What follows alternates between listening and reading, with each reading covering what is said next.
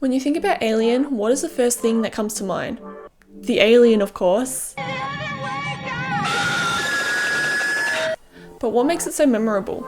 It all comes down to good design, so let's talk about it. The Xenomorph was designed by H.R. Giger, who was specifically sought out for the task due to his previous work. His artwork in particular, from the Necronomicon, is where it all began. After working on the development of this design based off the screenplay for Alien, this turns into what we see today. One thing that can play a huge part of designing a good character is considering the silhouette. This is most often seen in cartoons, and a good way to test if a character has a good silhouette is to take away all the features and see if you can still recognize them. This can also play a strong role in monster-based horror films. Here, you can tell that this is just a person at the end of the hallway. Sure, it can be creepy in the right setting, but at the end of the day, it's just a guy standing there.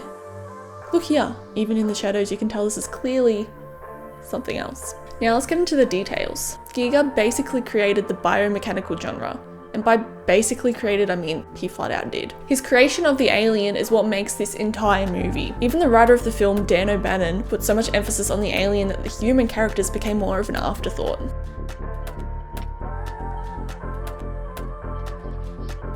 And this tactic really was the way to go. 20th Century Fox was not too keen on the idea of hiring Giger, but O'Bannon and Ridley Scott knew he was the right person for the job. By sticking to their guns when it came to hiring Giger as a designer, they ensured the success of this film. When it came down to modelling the Xenomorph after the design phase, this task was left to Roger Deakins. This was until Ridley came in and saw his work, decided it wasn't going in the right direction and deviating too much from the original illustrations. So then Ridley approached Giger and asked him to do the modelling of the alien as well.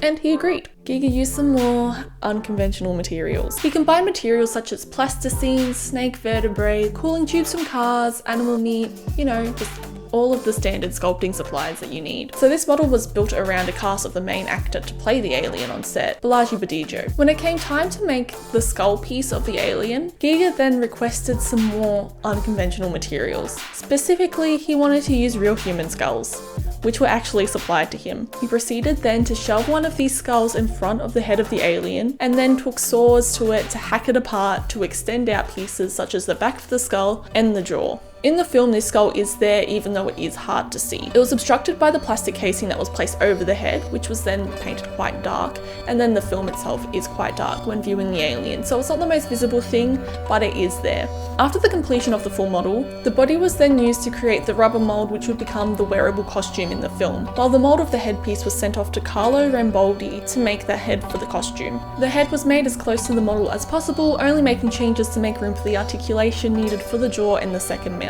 Once the costume was created, Giger then went in and airbrushed it to finish it off like how he would any of his other paintings. The combination of bio elements and mechanical ones is what sells this creature as a killer. It is, in fact, an animal, and we can see that through the reproduction process that it goes through in the film. The use of mechanical parts imply that it's more futuristic and it has evolved into the weapon that it is. The slick, shiny head gives me the impression of efficiency, and it looks quite aerodynamic. Like you can just take the alien, drop it into a body of water, and whoosh, off it goes, never to be seen again.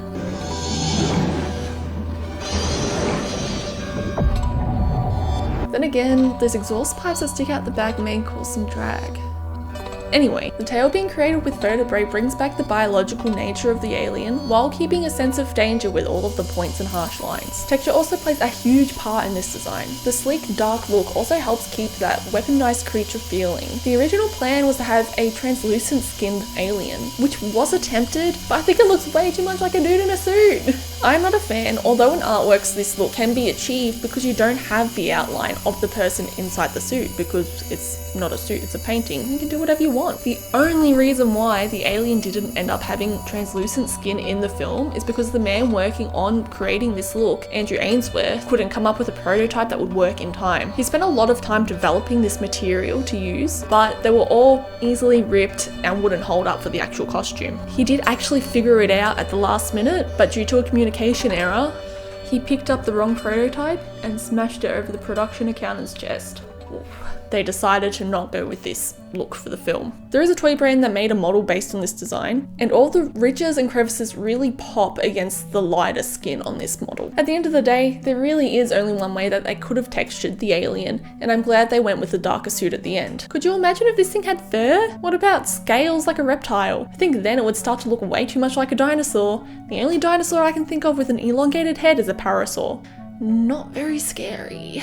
If the creature had anything other than smooth skin, the more texture would start to hide all of the detail in the costume. There are so many bumps and ridges, from straight lines to mechanical tubing to more muscle-like tissue in this costume. All this detail can be difficult to see on film due to the harsh lighting, but if there was a more textured layer on top of it all, it would be invisible. Giga did get to realize his dreams of creating a translucent skinned creature later on when he worked on the film Species. Let's move on from the physical design and let's get into the art of filmmaking. How the alien is used and portrayed in the film plays just as large a part of making the alien as the costume does. You could have the greatest design and costume in the world, but if it's not portrayed on film correctly, you'll lose all of the fear factor.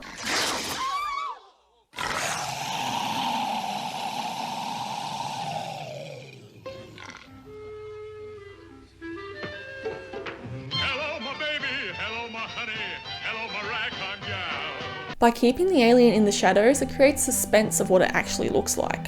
It also helps sell the realism in the costume. The dark shadows help to create extra depth to the form and creates high contrast to the parts of the alien that is in the light. It can also help hide a not so great costume to make it look better. In this case though, it isn't really necessary, as the costume itself is a very impressive piece of art. You can see people using this lighting technique in a lot of different films as well. If you look at the original Jurassic Park film, you can see this on the T-Rex in the car scene.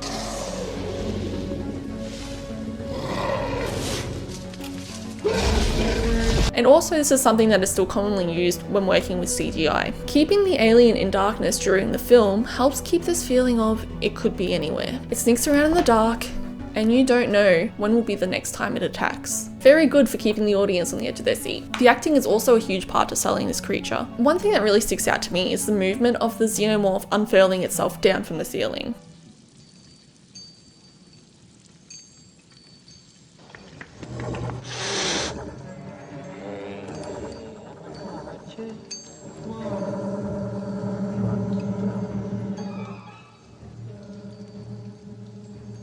Such a beautiful and smooth movement helps add to the efficient look of the alien. It's built for stealth and it's built for killing. Your blade is curvaceous and sexy, and it will kill.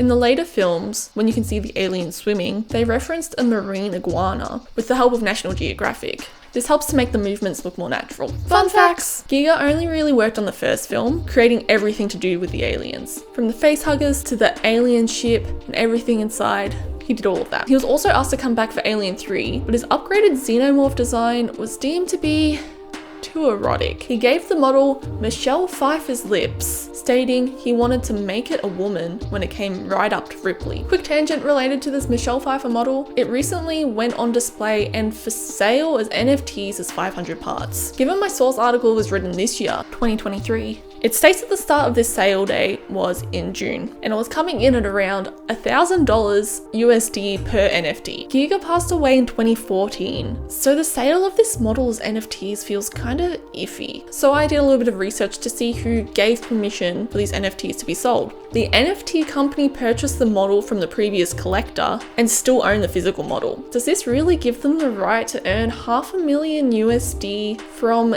a sculpture that they still physically owned?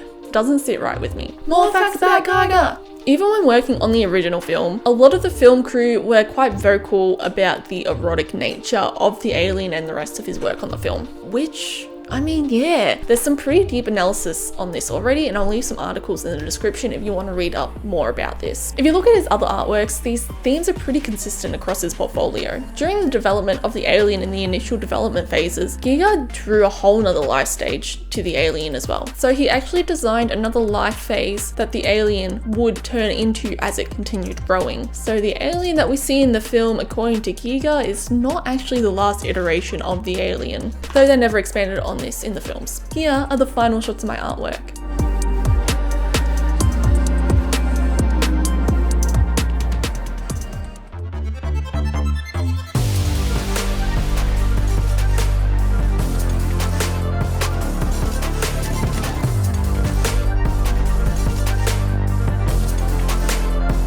Thank you so much for watching. What creatures and other movies do you think were designed well? Is there another movie monster you'd like me to analyze? Let me know. If you enjoyed this, please like and subscribe. If you want to see more of me, check out this video here where I redrew one of Junji Ito's scenes from his manga.